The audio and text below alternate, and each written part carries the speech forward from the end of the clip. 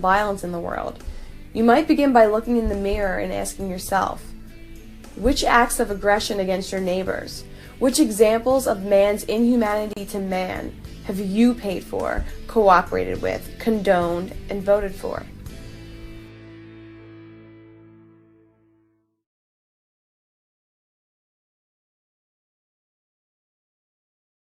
For all of recorded history, some people have been trying to dominate and rule over others. On a small scale, sometimes an individual or a gang can control and extort others through outright violence. But on a larger scale, especially since technology has leveled the playing field when it comes to physical combat, being biggest and strongest is not enough. So modern tyrants gain and maintain power, not just through brute thuggery, but through deception and manipulation. Physical control has been replaced by mind control. An aspiring ruler now needs to persuade his potential subjects that it is in their own best interest that he have power, including power over them. The tyrant must convince his victims that their own subjugation is necessary, moral, and legitimate. Government, whether in the form of a dictator, a parliament, a congress, or some other arrangement, is the group of people thought to have the right to rule. In other words, thought to have authority over a certain area. What governments do is issue commands, which they call laws, using force to punish any who disobey. Despite the modern rhetoric and euphemisms, government always means a ruling class. Those in power command, and everyone else either obeys or is punished. But to get people to tolerate such an arrangement, to get the common man to accept what is essentially a master-slave relationship, those who crave dominion have to find ways to get their subjects to condone their own subservience and enslavement. First and foremost, a modern tyrant must create an air of legitimacy around his regime, must convince his subjects that he is a rightful and legitimate authority. At one time, kings insisted that God himself had directly granted them the right to rule. Today, most people scoff at such a claim, while still accepting the more modern excuses for authoritarian domination, which are a lot more involved and complicated, but no more reasonable or rational. Humanity has evolved past the superstition of the divine right of kings, but has yet to evolve past the superstition of the divine right of politicians. Tyrants today have to work harder to deceive the people into accepting the status of obedient subjects, but they still manage to do so most of the time, using a few basic methods of deception, manipulation, and propaganda. In many countries, including the United States, Soviet Russia, and Communist China, ruling classes have claimed the right to dominate the people based upon constitutions and elections. Even under the most vicious tyrannies, those in power always label their actions as legal and claim to be representing and serving the very people they extort and oppress. As much as people have been taught to revere democracy and associate it with freedom and justice, democratically elected governments have committed more murder than any other institution in the history of the world. Instead of actually empowering the people, democracy merely gives the people the false impression that they are in charge, and the false notion that, as long as they are allowed to vote, oppression and tyranny will be impossible. History shows otherwise. In reality, elections can be the tyrant's best friend, as they can be used to dupe the people into imagining that they have given their permission and consent to be dominated and controlled. At best, the people are given the choice of who will rule them, but true freedom, being ruled by no one, is never one of the choices in any political election. Even when their ballot choices are selected by the ruling class itself, allowing people to vote can deflect and diffuse their anger and resentment, tricking them into focusing their time and energy on pointless rituals which never achieve freedom, so they don't start disobeying or resisting instead. So many people now view the whole process, the Constitution, the form of government, the elections, appointments, and other rituals, as not only legitimate, but sacrosanct, that to condemn the entire game and to identify it for what it is, just the latest excuse for authoritarian domination, is considered blasphemy by many, which shows just how effective the tyrant's propaganda still is at duping the people into accepting and advocating their own subjugation. But simply making a ruling class appear legitimate is not enough. For a regime to grow, each grab for power and each corresponding decrease in individual freedom must be done in the name of good intentions and noble motives. The most effective means of convincing people to give up their freedom and their money to a master is to convince them that if they don't, horrible things will happen, which is why nearly all of politics is based on fear-mongering. A tyrant does not obtain power by making the people afraid of him, but by making people afraid of each other. Even the most vicious tyrannies grew by railing against other threats and injustices, whether real or imagined, and by convincing the people that only by giving government huge amounts of money and power could imminent catastrophe be avoided. And those who seek power not only exploit and exaggerate real problems, but often terrorize the people with make-believe dangers, or intentionally cause problems themselves, just to have an excuse to increase their own power. One very old technique for doing this is known as a false flag operation, where a regime perpetrates acts of unjust violence while making it look as if they were done by some foreign enemy. Once the hatred and fear of the people has been stirred up, they almost always eagerly support the authoritarian agenda of those in power. A prime example can be seen in the recently declassified Operation Northwoods documents, which show that top officials and the U.S. military plan to stage fake terrorist attacks in Cuba and on U.S. soil, and blame them on the communist regime of Fidel Castro in order to garner public support for a military invasion of Cuba. The basic tactic is not new and has been effectively used for centuries by the authoritarian empires all over the world, and it would be extremely naive to think that such tactics are not still being used today. And there are many other methods governments can use to create a problem and then use that problem as an excuse to demand more money and power for itself in the name of fighting against the very problem it created in the first place.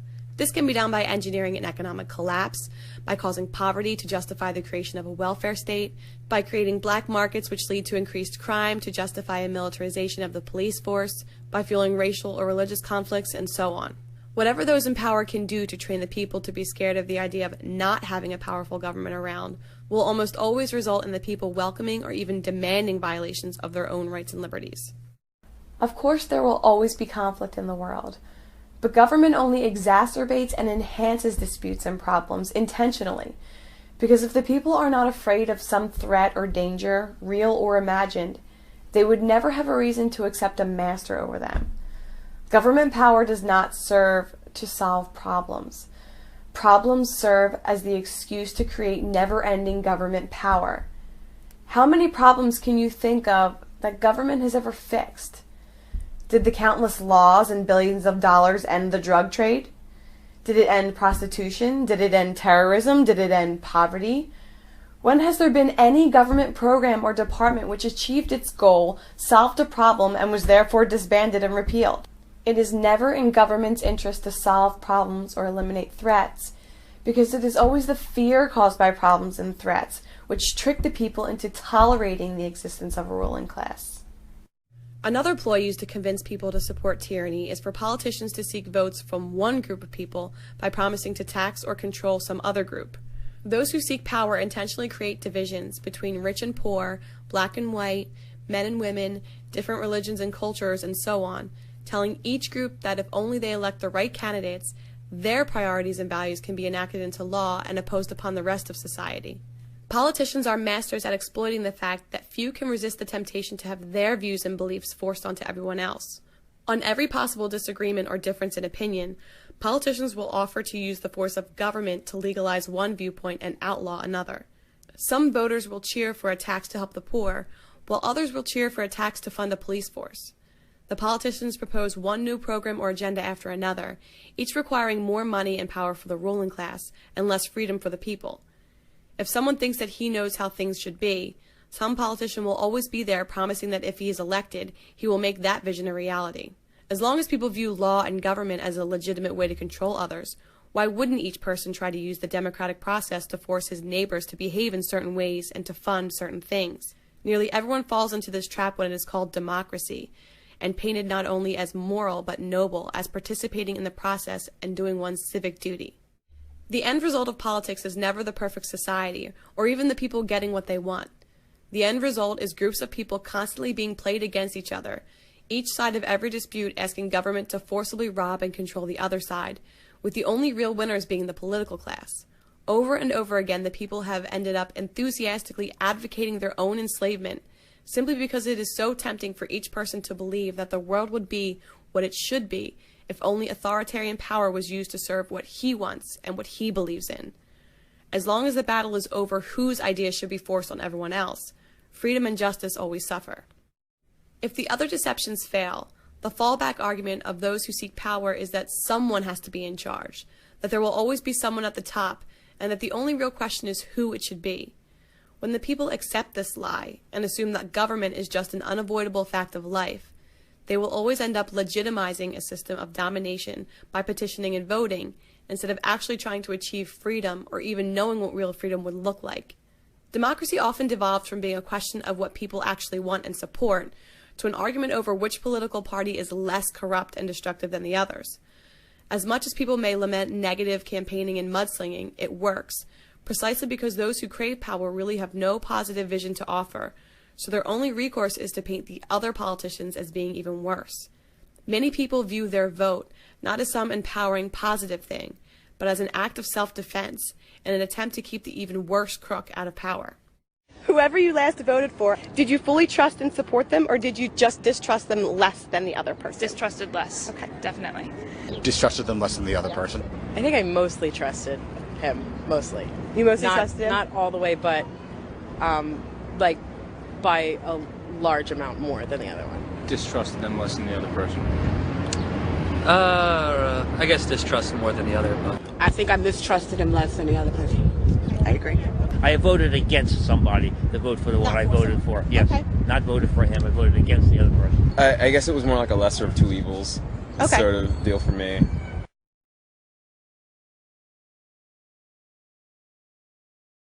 Now for the difficult question.